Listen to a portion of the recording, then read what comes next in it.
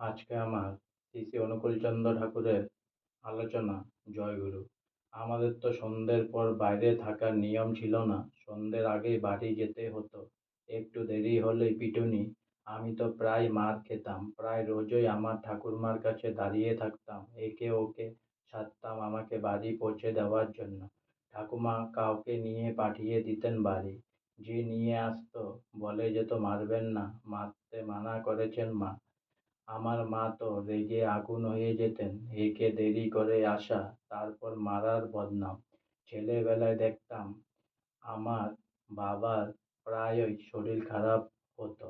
বেশি অসুখ হলে ঠাকুমা আসতেন রাতে, কখনো কখনো বাবার কাছে শুতেও দেখেছি। এমনকি ভালো থাকলে ঠাকুরমার কাছেই খেতেন। রাত্রিরে দেখতাম বাবার খাবার যজ্ঞেশ্বর বামুন নিয়ে আসতো।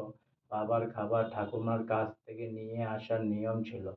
আমরা পুরান্দার গোলাপবাগে থাকাকালীন দেবু বাগচিরা খাবার নিয়ে আসতো। পরে যখন আমরা নড়ারের বাড়ি, বর্তমান বাবার বাড়ি ষোড়শী ভবনে আসি, এখানেও নিয়ে আসতো। দুপুরের খাবার, বাড়ির খাবারও খেতেন ইচ্ছে হলে।